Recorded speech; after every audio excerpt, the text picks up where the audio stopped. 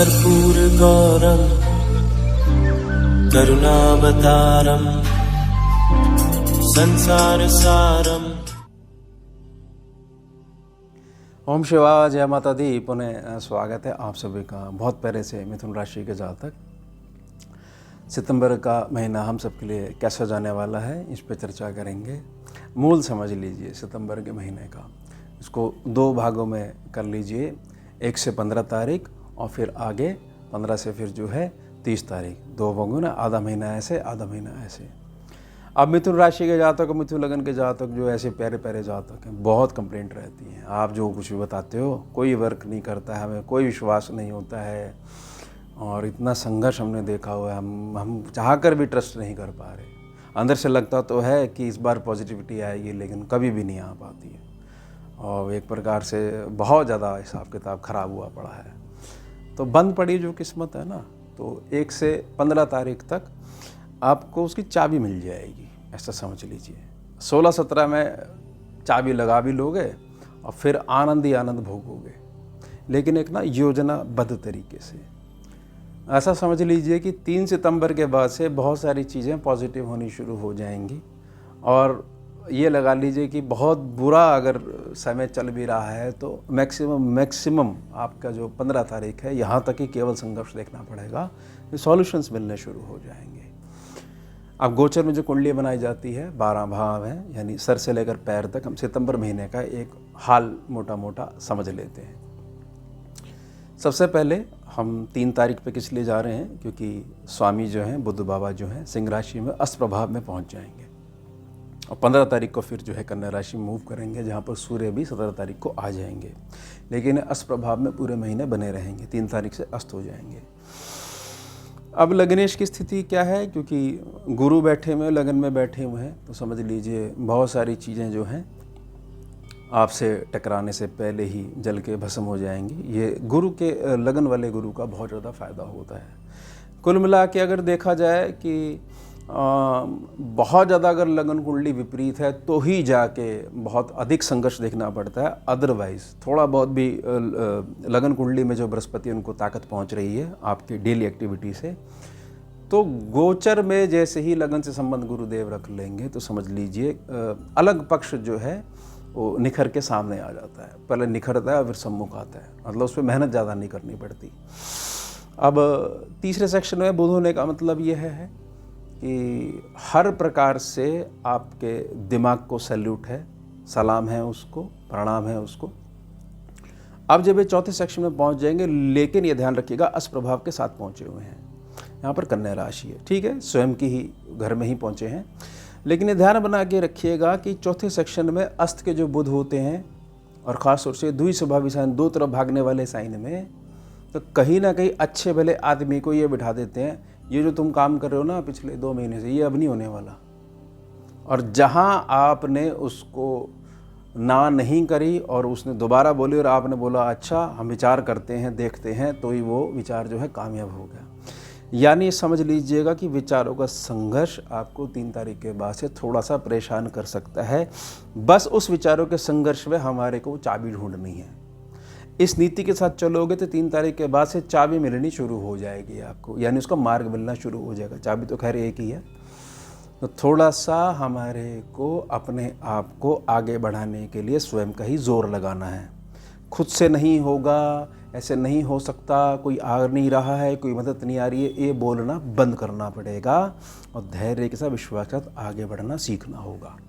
तो फिर जो मैंने प्रार्थना करी है वह कटने वाली नहीं है, अटल साबित होगी, अटल, ये टलेगी नहीं बिल्कुल भी। धन की स्थिति को समझ लीजिए, 15 तारीख तक शुक्र बैठे हुए हैं, उसके पश्चात शुक्र आगे पहुंच जाएंगे और बड़े कमाल की बात है, शुक्र बुध का मेल हो ही नहीं पाएगा। बुध जो है सुबह के सुबह अलग हो जाएंगे, 15 तारीख को आगे पहुंच जाएंगे और शुक्र रात को 12:30 के सुबह 11:10 के आसपास बुध आगे पहुंच जाएंगे कन्या राशि में और शुक्र रात को 12-12:30 बजे करीब जो है वो प्रवेश करेंगे सिंह राशि में।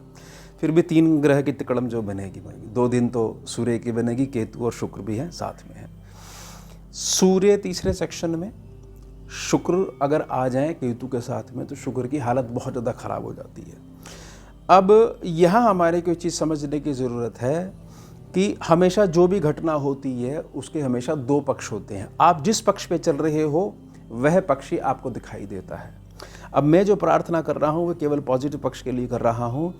ऐसा समझ लीजिएगा कि हमारे पास जो हमारा मन इधर से उधर चला जाता था दुनिया देखने के लिए, दुनिया में कमियां ढूंढने के लिए, शुक्र जैसे ही आएंगे केतु के ऊपर एक लगाम लग जाएगी।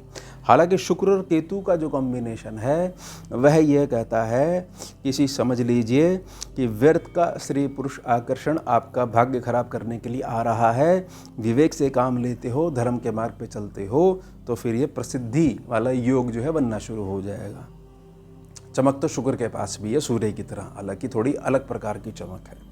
तो केतु उसमें वृद्धि कर देंगे, हृदय लगा देंगे, लेकिन सरेंडर करेंगे, कुछ समय जो है लगेगा। यानी 17-18 तारीख तक केतु फिर जो है शुभ फल देने लग जाएंगे, शुक्र काबू पा लेंगे, क्योंकि वह गलतियाँ जो हो सकनी थी वह होंगी ही नहीं। केवल उसी बल पे कहा जा सकता है कि धर्म के मार्ग से ही फिर जो है अगला नंबर जो है अब अर्थ का है। और ये जो अर्थ है, यह अर्थ ऐसा है कि बरकत तो समृद्धि देकर जाएगा आपको, और फिर आता ही रहेगा। ये ऐसा नहीं कि वन टाइम जो है गोचर बदला और फिर जो है अब नहीं आएगा, ये ऐसा नहीं है। अब मेहनत वाला जो सेक्शन है इसके बारे में बड़ी अच्छी बात यह है कि इसके स्वामी जो है सुख स्थान में जाने वाले हैं। तो 17 तारीख के बाद से सुखों में जो है वृद्धि देखने को मिलेगी। ऐसा हो सकता है क्योंकि चौथे घर के सूर्यदेव ये कहते हैं कि इस घर में केवल मैं ही ऐसा हूँ जो लगा रहता है मेहनत करने के लिए, बाकी सब ऐश करते हैं। इस घर में कितना भी नियम बना लीजिए, हमारे घर वाले तो जी नियम पे चल ही नहीं सकते। और दुनिया को देखिए, मेरी निजी प्रार्थना रहेगी 2-4 दिन ऐसा हो सकता है, लेकिन मंद मुस्कुराहट के साथ वह जो हमारे कंधे हैं जिससे परिवार बना है उनको डील करना आना चाहिए। होती रहती हैं 10 चीज़ें होती रहती हैं, बर्तन साथ में हैं तो टकराएंगे तो हैं ही, अभी थोड़ी कि चुपचाप बैठे रहेंगे, ऐसा नहीं होता। और इस चीज़ को गाना नहीं चाहिए बहुत ज़्यादा। हम मेहनत करते हैं, कोई कुछ नहीं करता। जब ईश्वर की इच्छा होती है तो व्यक्ति वैसे ही उस हिसाब से नाचने लग जाता है। ये मानना चाहिए आपको इस बात का। तो वह ज़रिया है गोचर ईश्वर की कृपा प्राप्ति का, या उसका जो भी खेल होने वाला है उसको भोगने का। बस इतनी सी बात है। बहुत ज़्यादा उसको साइड में मत ले जाया करो, नहीं बहुत ज़्यादा। वो 2 जगह भागता है ना मिथुन वाला साइन, तो और बुध जो है वो अस्प्रभाव में और हो जाएंगे, तो रही सही ऊर्जा है वो भी थोड़ा सा घूम के आना शुरू कर देगी। अब सुख स्थान पे समझ लीजिए मंगल यहाँ से निकल जाएंगे 13 तारीख को ही, और सूर्य बुध का ये अच्छा वो बनेगा। आपके कर्म क्षेत्र पे बड़ी प्रशंसा होने वाली है। और थोड़ा सा जो घर का माहौल है 17 तारीख के बाद से वो भी ठीक होना लग जाएगा। और मतलब लगा लीजिए 21-22 तक जो है काफ़ी चीज़ें ठीक होने लग जाएंगी। लेकिन एक बड़ा परिवर्तन जो है, ऐसा नहीं कि सूर्य शनि सामने आ जाएंगे और सब कुछ टकराव होने लग जाएगा और मंगल यहाँ से चले गए, अब जो है मंगल सपोर्ट कर सकते थे सूर्य को, नहीं, ऐसे नई गणना काम करती है। गोचर कुंडली अलग काम करती है, आपकी निजी कुंडली अलग काम करती है, उन दोनों को मिला के ही देखना चाहिए हमेशा। तो ये चीज़ समझ लीजिए कि कर्म क्षेत्र पे बहुत सारी उपलब्धियाँ आपका इंतज़ार कर रही हैं। और बहुत लेट भी अगर शुरू होगा तो 17-18 तक जो है कुछ संघर्ष है, उसके बाद 21-22 से सारी चीज़ें स्मूथली रन करने लग जाएंगी। अब मंगल को समझ लेते हैं। मंगल की बड़ी विचित्र बात है, राहु भी देख रहे हैं मंगल को, पंचम भाव को, मतलब राहु भी देख रहे हैं, गुरु भी देख रहे हैं, और गुरु राहु एक दूसरे को देख रहे हैं। लेकिन राहु कुछ नहीं करने वाले, ये समझ लीजिए कि उनको करने ही नहीं दिया जाएगा, क्योंकि शनि अपनी वक्री दृष्टि से मीन राशि में बैठकर उनको संभाल रहे हैं, कम से कम 28 नवंबर तक संभालेंगे। अब गुरु और मंगल का जो ये कॉम्बिनेशन है, गुरु की जो दृष्टि पड़ रही है, प्रॉपर्टी का लाभ आपकी संतान पक्ष को हो सकता है, संतान पक्ष के माध्यम से आपको हो सकता है, जीवन में बढ़त देखने को मिल सकती है। प्रार्थना रहेगी प्रॉपर्टी का संबंध जहाँ भी हो, अपने नाम पे कुछ भी लेखा जोखा मत करवाइएगा, अपनी धर्मपत्नी के नाम पे या घर में कोई भी स्त्री पक्ष है उसके नाम से ही करवाइएगा। और निजी प्रार्थना तो रहेगी 13 तारीख के बाद से, जब से ये मंगल जो आगे पहुंच जाएंगे, जो कुछ भी काम में हाथ लगवाना है अपना हाथ पीछे रखिएगा। घर का जो स्त्री पक्ष है, घर का जो लक्ष्मी पक्ष है, उसको ही सम्मुख रखिएगा। फिर देखिए कैसे नकारात्मक गोचर जो है, कैसे वो भी आशीर्वाद आपके पक्ष में आके खड़ा हो जाएगा। ये ट्रिक्स है स्कैनिंग विद्या की, ग्रह की ऊर्जा को हटाना और बदलना सीखिए। ऊर्जा होनी चाहिए, आप ठीक हो तो आपको ऊर्जा चाहिए। नेगेटिव आ गई, आप बदल दो, उसको पॉजिटिव कर दो। पॉजिटिव है, उसको और अधिक महा पॉजिटिव बना दो। बस ये नीति होनी चाहिए। अब यहाँ थोड़ा सा समझिए, क्योंकि छठा सेक्शन है, इन्हीं का ही है, मंगल का है। अब ये यहाँ बैठे हुए हैं, कुछ संतान पक्ष के लिए कुछ लोन इत्यादि लेना पड़ सकता है। कुछ क्षेत्रों में संतान पक्ष से रिलेटेड कुछ बहुत छोटे लेवल की घंटे 1.5 घंटे की बहुत माइनर सर्जरी भी देखनी पड़ सकती है। ऐसा समझ लीजिए कि आपके संतान पक्ष के जीवन में अगर सैलरी इत्यादि को लेकर संघर्ष देखा है तो वह संघर्ष भी 13 तारीख के बाद से कुछ ना कुछ जो है सेटलमेंट की तरफ जाएगा ही जाएगा। यानी संतान पक्ष की तरफ से सारी चिंताएं जो है वो ख़त्म होने वाली हैं। और ऐसा नहीं है कि जो कर्जे वाला सेक्शन का स्वामी जो है वो वहाँ बैठ गया तो उस सेक्शन को कर्जे में कर देगा, ऐसा नहीं है। गोचर कुंडली अलग काम करती है, तो उसको लगन की तरह मत ट्रीट करिए। और लगन में भी बहुत सारी चीज़ें विचारनी पड़ती हैं। अब दैनिक आमदनी की बात कर लेते हैं। बृहस्पति इसके मालिक हैं, सम्मुखी बैठे हैं।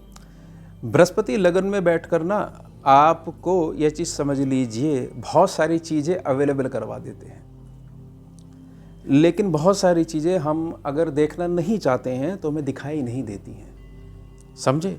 और दिखाई क्यों नहीं देती हैं? क्योंकि बहुत सारे रूल्स हमारे आगे अड़ जाते हैं कि हम और यह वाला काम करेंगे, अब हमारे को ऐसे दिन आ गए हैं। ये बृहस्पति की एक छोटा सा आशीर्वाद भी साथ में चलता है। ये टेस्टिंग है, जो जातक इस टेस्टिंग को पास करके चुपचाप ये लग जाता है कि राम जैसा चाह रहे हैं वैसा करते रहो, आगे इसी में भलाई है। यानी ईश्वर जो करवाना चाह रहे हैं एक बार करो, देखो असली माता पिता वही हैं, बच्चों का जो है कल्याण तो होना ही है। ये विश्वास से आगे बढ़ते हो तो आप पूरा आशीर्वाद ले गए लगन के बृहस्पति से, तो ये स्थिति बनने वाली है। तो थोड़ा सा चीज़ों में देखना पड़ेगा हमारा लेवल, और ये वाला काम हम करें ना करें, आपकी अपनी जोड़ी हुई चीज़ है तो व्यक्ति बिल्कुल भी शर्म नहीं करता है। नहीं है, वैसे मिली हुई है, प्राप्त हुई है, तो बहुत सारी चीज़ों में ना होने लग जाती है कि हम नहीं कर सकते, ये चीज़ हमारे बस की नहीं है। वो और लोग होंगे जो ऐसे कर सकते होंगे, ना हम नहीं कर सकते। इससे बाहर आ जाइएगा, बहुत ज़्यादा लाभ मिलने वाला है। 8वें सेक्शन को समझ लीजिए, भाग्य सेक्शन समझ लीजिए। भाग्य सेक्शन में राहु बैठा हुआ, चिंता मत करो। 28 नवंबर तक बार बार प्रार्थना कर रहा हूँ। वक्री शनि इसको इम्प्रूव कर रहे हैं, भाग्य को इम्प्रूव कर रहे हैं। अब शनि जो है यहाँ से तीसरे सेक्शन में बैठे हुए, अष्टम से तीसरे सेक्शन में बैठे हुए हैं। तो कहीं ना कहीं जो भी मिथुन राशि से संबंधित जातक है, मिथुन लगन से संबंधित जो भी जातक है, मेरी निजी प्रार्थना है 28 नवंबर तक जितना पूजा पाठ कर सकते हो, जितना भगवान के स्तोत्र इत्यादि का गायन कर सकते हो, कुछ भी स्तुति पकड़ सकते हो, तो जैसे ही ये वक्री से चाल से जब बाहर होंगे ना, तो ये जो राहु हैं, ये राहु आपके भाग्य को कन्वर्ट कर देंगे सौभाग्य में। जैसा भी आपका भाग्य है, सौभाग्य है तो और बड़े वाला सौभाग्य है, और नकारात्मक भाग्य है तो और बड़े वाला। इस चीज़ से कंट्रोल हो जाते हैं राहु बड़ी सरलता से। यानी जो आध्यात्मिक पथ वाला जो मार्ग है, जो पथ पे जो चलने वाला जातक है, राहु जो है बहुत अधिक गिराना चाहते हैं, गिरा नहीं पाते हैं, और बहुत सरलता से कंट्रोल करवा देते हैं राहु को शनि। अगर जो है बृहस्पति की मजबूती होती है तो ये सूत्र समझ लीजिए, समझे। यानी कि हर हाल में अपने को यह मानना कि हम इंसान हैं और परमात्मा की इच्छा है और जो धर्म का मार्ग है उस पे चलते हो, तो ये गजब का साइन है 3 नंबर मिथुन। ये ऐसा साइन है कि जो भोग और मोक्ष की जो असल यात्रा कही जाती है, ये उसको पूर्ण रूप से फलित कर देता है। अब यहाँ कर्म स्थान को भी थोड़ा सा, कर्म क्षेत्र को समझ लीजिए। शनि बाबा यहाँ बैठे हुए हैं, है ये बृहस्पति का स्थान। कोई कमी नहीं होने वाली कर्म क्षेत्र में, किसी प्रकार की कंप्लेंट नहीं होने वाली। क्लियर होना चाहिए, चंद्र राशि के ऊपर मैं बात कर रहा हूँ, इसके अलावा कोई राशि नहीं होती है। और 28 नवंबर के बाद बहुत सारी चीज़ें और अधिक पॉजिटिव होने वाली हैं। और उसके पश्चात जब बृहस्पति जो उच्च प्रभावी हो जाएंगे ना, धन स्थान पे पहुंच जाएंगे, तो समझ लीजिए 18 अक्टूबर के बाद से और अधिक उपलब्धियां होने वाली हैं। लेकिन वो अचानक नहीं होंगी, उसके बीच कुछ समय पहले पढ़ने शुरू हो जाते हैं। धीरे धीरे समय पास आता है और फल मिलने शुरू हो जाते हैं। लाभ स्थान हमारा है मंगल के पास में, सम्मुख जो है बैठे हुए तुला राशि में बैठे हुए हैं। और शुक्र जो है वो 15 तारीख के बाद से केतु के प्रभाव में आने वाले हैं। मैं आपसे एक निजी प्रार्थना करना चाहता हूँ, खासतौर से जो मिथुन जो साइन है, जीवन में जिनकी बहुत ज़्यादा कंप्लेंट रहती है कि लाभ के नाम पे हमने कुछ नहीं देखा है। आप हमसे ये मत पूछा करो भाई सब ठीक चल रहा है, आप ये पूछा करो ऐसा कौन सा कष्ट जो है जिसने हमने जिस कष्ट को नहीं सहा है। ठीक है, अगर आप बहुत ज़्यादा जो है नकारात्मकता वाला जो समय जो है वो देख चुके हो, तो मेरी एक निजी प्रार्थना मानेगा, केवल गोचर कुंडली के आधार पर मैं प्रार्थना कर रहा हूँ। आप अपना जो भी कार्य में लगे हुए हो उस पे लगे रहो, समझे। शुक्र केतु के लिए जो मैंने प्रार्थना करी है, व्यर्थ का स्त्री पुरुष आकर्षण के लिए जो मैंने प्रार्थना करी है, ये बहुत सारे सिस्टम हिला देगा, उससे अपने आप को बचा लो। फिर आप देखिएगा कि 15 तारीख के बाद से कोई कंप्लेंट नहीं रहने वाली है। धीरे धीरे चीज़ें खुलनी शुरू हो जाएंगी। जैसे से ना आप आगे बढ़ते हो ना, मार्ग आपको दिखना शुरू हो जाता है। जो नकारात्मक समय होता है वो क्या करता है कि जब मार्ग दिखेगा तब हम घर से निकलेंगे। यही है जो जहाँ तक इसको मीठा संघर्ष मान के आगे बढ़ जाता है। भाई चलेंगे तो सीधी बात है तो कुछ होगा, नहीं चलेंगे तो नहीं होगा। अब मार्ग दिखे पहले और 10 साल तक का मार्ग आज ही क्लियर हो जाए तो हम कुछ चलना शुरू करेंगे। तो कहीं ना कहीं आप जो सिस्टम है उसके थोड़ा सा विपरीत जाके जो है कुछ करने का प्रयास कर रहे हो। सफलता देखिए मिल तो सकती है, लेकिन इसमें होगा क्या, बहुत सारी चीज़ें जो हैं आपको क्लियर ही नहीं हो पाएंगी और एक छोटे सिस्टम में बंद के रह जाओगे और फिर उसको मान लोगे कि हाँ यही ठीक है, इसी को जीवन कहते हैं और इतनी अर्निंग को ही या इतने सुखों को ही यह माना जाएगा कि इससे और अधिक कुछ नहीं है। लेकिन जो मैं प्रार्थना कर रहा हूँ कि विश्वास के साथ आगे बढ़िए। मार्ग आपको आपने स्वयं बनाना है, किसी के बने हुए मार्ग पे नहीं चलना है। तो आप ये देखोगे जो वीडियो के बेस जो प्रार्थना करी गई है कि 15 दिन तक की और बात है, ऐसे समझ लीजिए वो जो चाबी जो गुम हो गई है ना किस्मत वाली, वो मिल जाएगी 17-18 से। फिर वो जो है वो जब लगेगी वो ताला खुलेगा और वो देखने को चीज़ें मिलेंगी। बताइए हमारे किस्मत में तो ईश्वर ने ये चीज़ें रखी हुई थी और बताइए हम जो है ऐसे परेशान होकर बैठे हुए थे। तो निजी प्रार्थना है, केवल शुक्र केतु का जो ध्यान है वही बना कर रखना है, बाकी सारी चीज़ें आपकी ठीक रहने वाली हैं। तो ये हो गया हमारा उत्तम विषय। मिलते हैं आपसे अगले भाग में नए विषय के साथ। जुड़िए और जोड़िए। ओम शिवा जय माता। भुजगेन्द्रहारम् कर्पूरगौरं करुणावतारं